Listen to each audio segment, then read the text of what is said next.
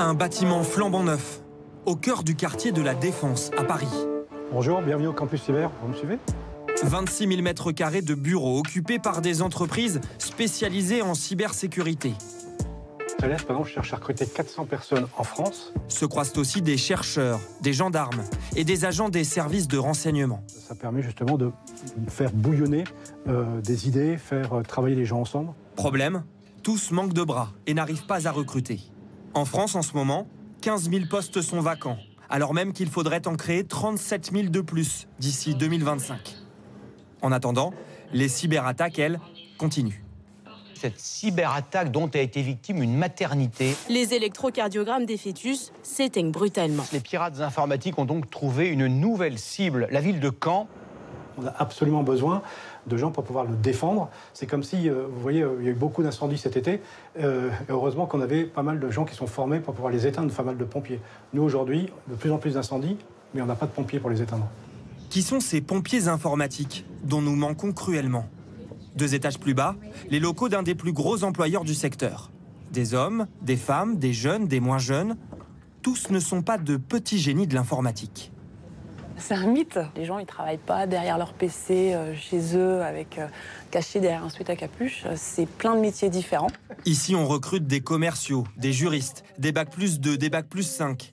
Dans cette réunion, nous demandons qui a toujours voulu travailler en cybersécurité. Demain se lève seulement.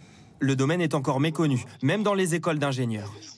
C'est pas un domaine qu'on nous a présenté à l'école au début de nos études. Et pourtant, le secteur paye plutôt bien. Un débutant touche rarement moins de 3 000 € bruts par mois.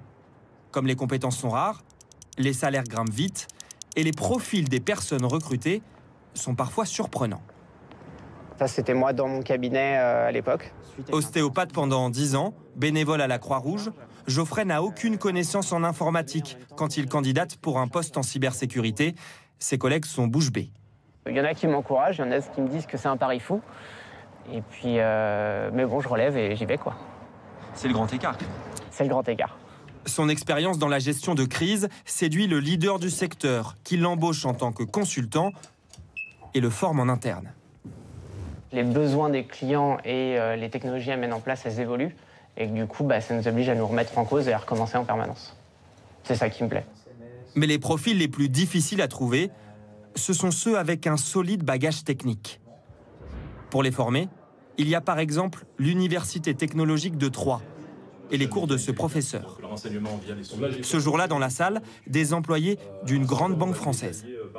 Toutes les entreprises se transforment pour offrir de plus en plus de services sur Internet. Si on n'y prête pas attention, le fait d'être exposé sur Internet, c'est prendre des risques.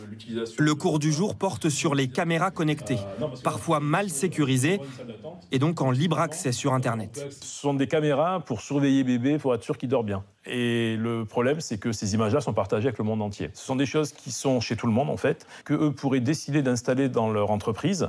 Et du coup, ils auront les bons réflexes pour demander plus de précision sur le type de sécurité qui est utilisé. Former plus d'étudiants pour répondre à la pénurie de main-d'œuvre, c'est possible, à condition de former plus de profs. Au même titre qu'on manque de talents en cyber, on manque aussi de professeurs. Et je pense qu'il y a un lien entre les deux. En France, il y a 330 formations au métier de la cyber. Cette année, le secteur s'est donné pour objectif de former 1000 professeurs supplémentaires.